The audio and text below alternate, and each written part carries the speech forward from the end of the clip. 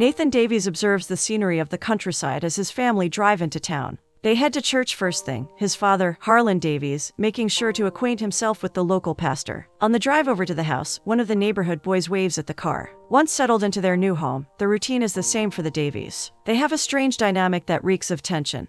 Vivian and Harlan sit in the living room, knitting and polishing shoes, respectfully, but nobody talks or even faces each other. Nathan wordlessly checks on them and Vivian gives him a nod, as if permitting him to be anywhere else but here, and he retreats to his bedroom. Looking out the window, Nathan notices the boy he saw earlier is his next-door neighbor. The next morning, as Nathan heads to the school bus, the same boy is there. Turns out, he's the bus driver. Nathan boards the bus, sitting down, and the boy glances at him from the rearview mirror. Nathan wonders what he's looking at, but the boy claims it's nothing, heading out on the road for the rest of the students. Throughout the ride though, in between enjoying the scenery, Nathan can't help but keep glancing at the driver as well. Nathan introduces himself to his new class at school, explaining they used to live at Lake Charles but have recently moved here because his father has a job that requires traveling a lot. Now, they live by the lake on Pokes Road. Nathan's teachers are friendly enough, though he hasn't fit in with the students yet, still eating lunch by himself. His preferred seat, a few behind the driver, is taken on the bus trip home and he's forced to sit in the back. He returns home, he and his neighbor parting ways, but Nathan can't help but look at him through his bedroom window. He smiles at how tenderly the boy seems to care for the horses on his family's farm. While in a prayer group at church, the boy makes eyes at one of the local girls. The next day, after the bus is cleared, the boy invites Nathan to come sit closer to him, and Nathan shyly creeps up to sit in the seat directly behind him. As the bus pulls into a park outside their homes, the boys talk for the first time. Nathan's neighbor complains about having too many things to complete on his schedule: chores for his dad, prayer group meetings, and an English paper he's not looking forward to writing. Nathan reveals he's quite good at English, so the boy enlists his help to finish his paper about railroads, offering to tutor Nathan in math in return. Nathan accepts and the boys agree to meet at Nathan's house later, after the boy finishes all his chores. That night, after the prayer group, Roy and his crush, Evelyn, walk to his van, chatting about how they prefer this new pastor to the old one who only preached about sinners and going to hell. Evelyn complains about how tiring her dance practice was, her feet are aching, and Roy wishes she'd let him watch her practice sometimes. Evelyn makes eyes at Roy and, sensing what she wants, he offers her a ride home. The young couple make out in Roy's van for a while, but Evelyn backs off as things become too steamy. Being the respectable Southern gentleman he is, Roy easily stops himself, immediately starting the car and taking her home. Roy meets with Nathan that night for their tutoring session, checking if he's really okay with doing this as he knows he's coming over late. Nathan assures him it's fine, he was working on assignments while waiting for Roy anyways. Roy reveals Mrs. Johnson mentioned that Nathan skipped a grade, which means he must be really good at English, even if he's younger than Roy. Nathan shrugs, trying to stay humble. Roy shows Nathan the information he gathered for his essay on railroads, and after looking it over, Nathan advises he narrow down his topic. Roy thinks for a moment, then suggests narrowing it down to simply steam engines, looking to Nathan for approval. Nathan gives him the okay and Roy flips over a page, getting to writing. Vivian pops into the room, serving the boys some refreshments, but she glances between them in a strange way before leaving. Roy grumbles he should feel ashamed for getting a younger kid to help him with his homework, and Nathan takes a bit of offense to that. He takes English with the juniors, which is only one grade below Roy. He doesn't appreciate being talked about like a child. Roy apologizes, innocently trying to clarify that he didn't mean it in a bad way. He truly appreciates Nathan's help. Roy isn't the best at expressing himself with words. He's one of those people that's more of a doer. Trying to change the subject, Roy mentions how peaceful it is around here during summer, thinking Nathan would like it.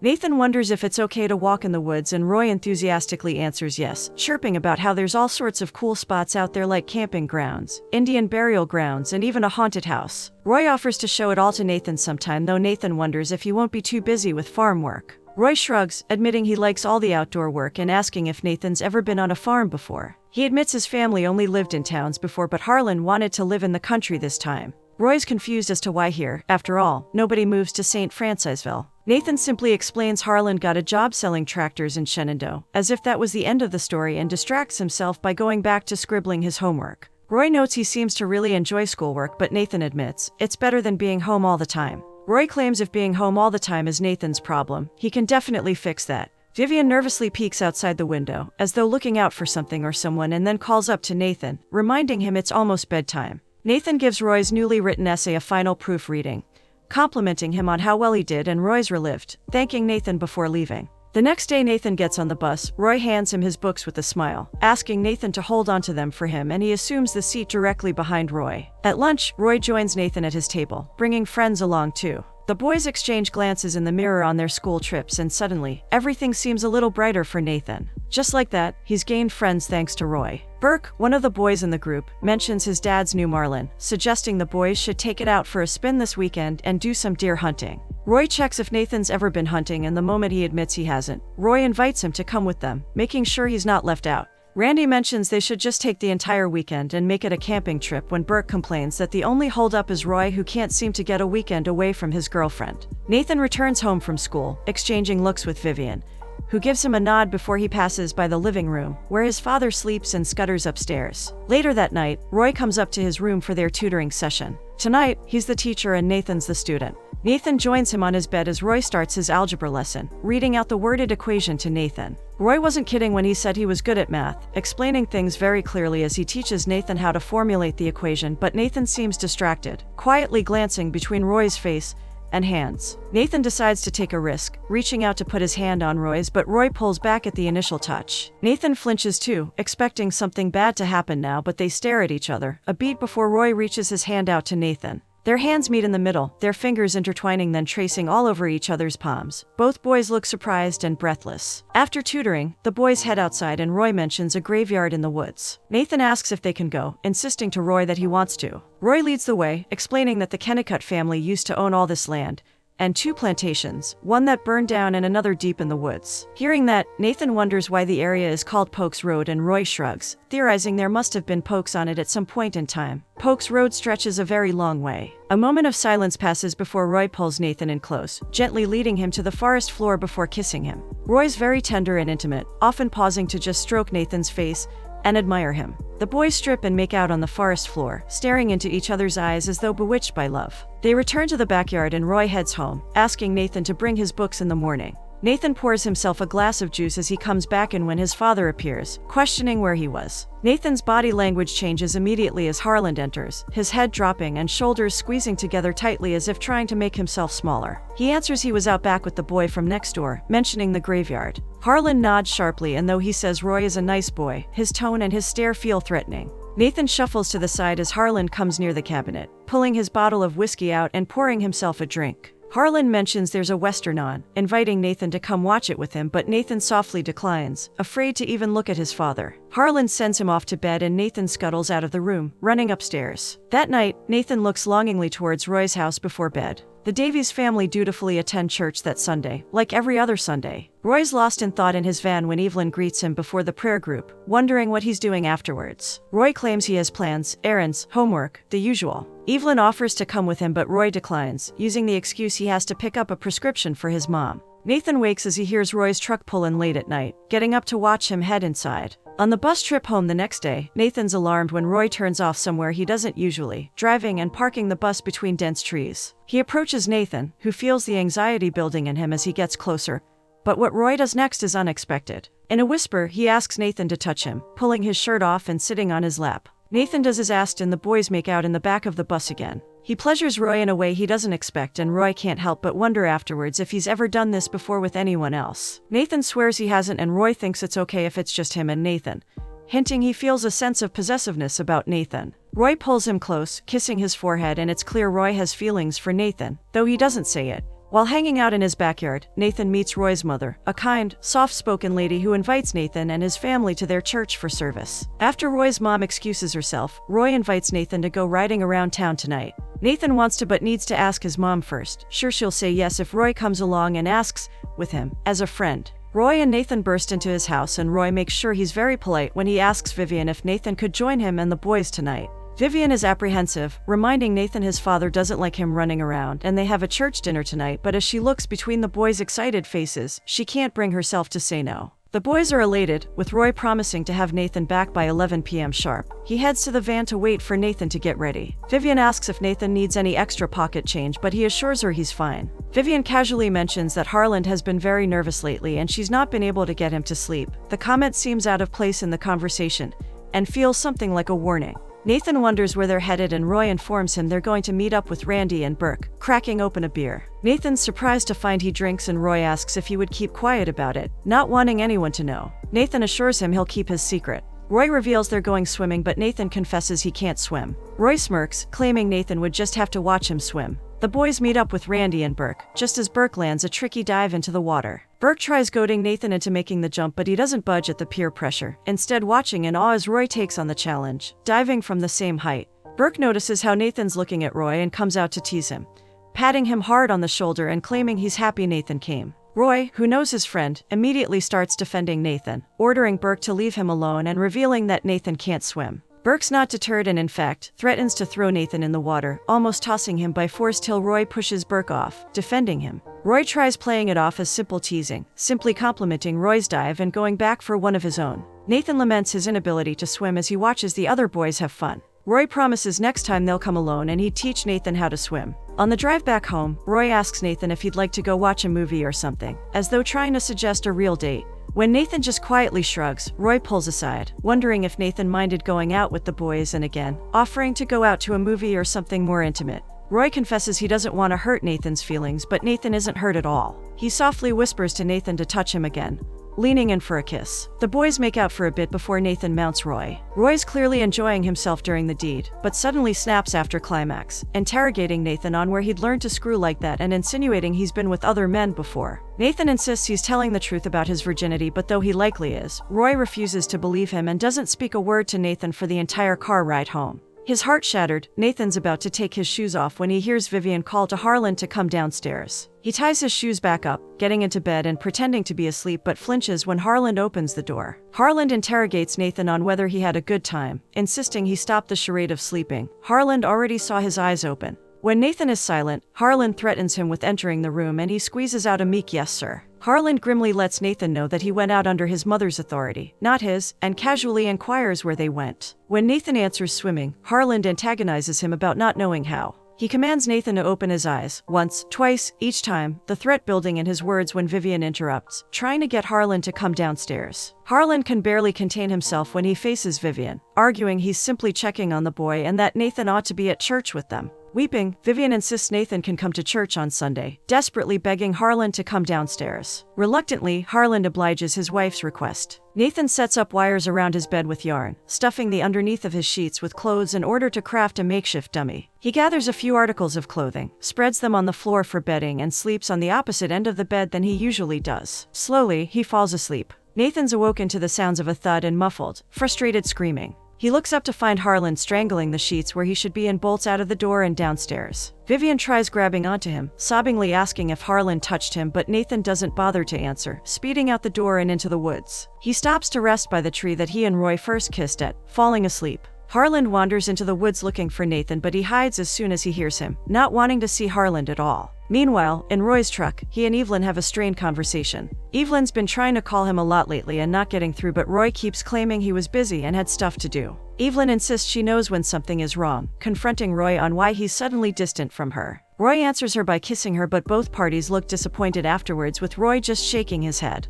Evelyn wonders if she's done something, though Roy says she hasn't. He's had a sudden realization about how he feels for Nathan and decides to speed home. Nathan's mother tries calling out for him, but he hides from her too. He looks up when he hears Roy's mother calling him back from entering the woods. Nathan tries sleeping in the bus that night, instead of the woods. He visits home early the next morning while Harlan sleeps to shower, change clothes and eat. Vivian serves him in silence and with trembling, praying hands. Nathan puts his bowl in the sink and grabs his blanket before leaving. Nathan's awoken to the sound of crunching leaves, looking up to find Roy, who wonders how long he's been out here. Nathan admits since after summer, and he was out here the night before too. Roy doesn't want him sleeping in the woods, inviting Nathan to his house, but Nathan knows his parents would send him home. Roy offers him a spot in the barn instead, and Nathan accepts. Roy wonders if Nathan and his parents had a fight, and Nathan just gives him a vague, non-committal answer. Roy clears a spot of hay, laying extra blankets down for Nathan. He assures Nathan he'll be safe here as he completes his makeshift bed. Roy bids him goodnight with a longing glance, leaving Nathan to have the first comfortable night's sleep he's had in a while. Roy wakes Nathan the next morning, checking on him and letting him know his mother's awake. He takes Nathan's sheets, offering to make the bed and secure his little room while he gets ready for school, and gently kissing Nathan on the cheek before he goes. Nathan's just finishing up breakfast when Harlan creeps downstairs. He tries springing up to escape, but Harlan grabs him by the collar, slamming him into the wall repeatedly. Vivian comes downstairs, screaming at the top of her lungs for Harlan to get away from Nathan.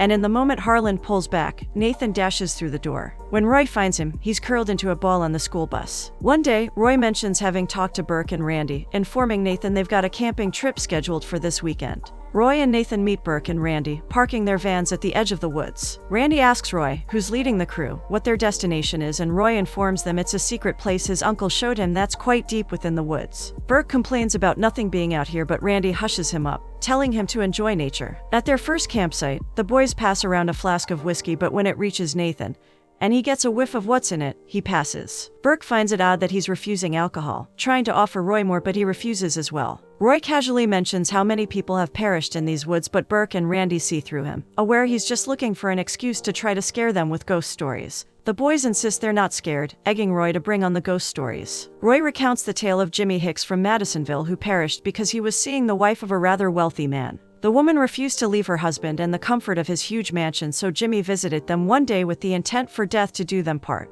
Roy's a fantastic storyteller, even knocking 3 times when Jimmy knocks on the mansion doors in the story. Jimmy hacks the husband into little bits the moment he opens the door, deciding to bury the man in his own backyard, but as he tosses the pieces into the grave, he realizes the hand is missing. Jimmy checks for it, but when it's not there, figures he must have thrown it in already and finishes up. One night, Jimmy hears an ominous knock at the door but answers it to find no one there. Suddenly, in the middle of the night, Jimmy wakes gasping for air, trying to grab at nobody. Jimmy drags himself to the mirror, only to spot the missing hand wrapped around his neck. Roy brings the story to a head by telling the boys that every once in a while, a pair of lovers perish, and it's all because of the curse of Jimmy Hicks. Burke teases Nathan about being scared, but Nathan was more enthralled by Roy's storytelling than anything. Hearing thunder approaching, Roy and Nathan opt to make a run for more firewood before rain comes. Nathan swears he heard a man whisper his name in the forest while they gather wood, but when Roy asks him what's wrong, he claims to be listening to the wind. Roy hears a wolf howl, pointing it out to Nathan, and he figures that must be what he heard, confessing he thought it was someone's voice. Roy and Nathan arrive back to camp just as the rain comes down, and Nathan finds Burke staring at them oddly. He retreats to the warmth of the tent, where he and Roy dry up quickly before Roy starts stripping his shirt off. They kiss, lying down together, and Nathan thanks Roy for bringing him on the trip.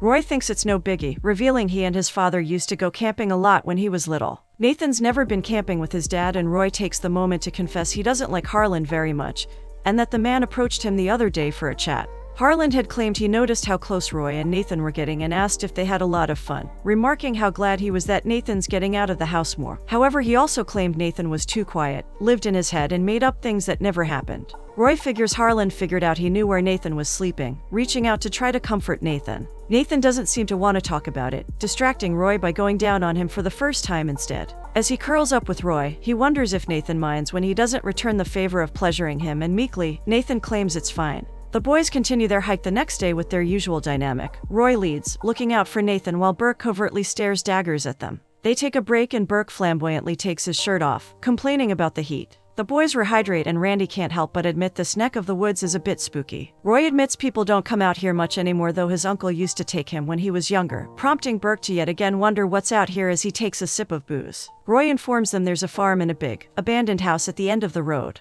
Burke tries passing the booze around, but the other boys refuse and Roy has them resume the hike. Finally, the boys get a peek at Roy's surprise, a plantation house. Burke's heard of it through his dad, who saw it once while hunting, but Randy didn't even know there was a plantation out here. Roy explains how the Kennicotts, who were related to the people who owned Roy's family's farm before Nathan moved in, own this plantation, and how it's supposed to be haunted. His uncle saw it featured in a book about Louisiana ghosts. Round the campfire that night, Roy tells the story of how the last Kennicott had his head chopped off by one of his slaves, and legend says that his ghost still wanders the halls, looking for it. His uncle Hebben once told him every family that's lived there in the last 30 years has experienced a tragedy. Randy is exasperated by Roy's ghost stories, but Roy grimly states this one is true. Burke goads the group into getting a closer look, and the boys can't refuse a test of courage. The boys find a window and pry it open, climbing into the house though. As soon as they enter, the flashlight suddenly dims. They carefully tread through the house, looking around in awe before opting to head upstairs. Nathan's distracted when he hears that eerie male voice whisper his name again, asking if he's awake.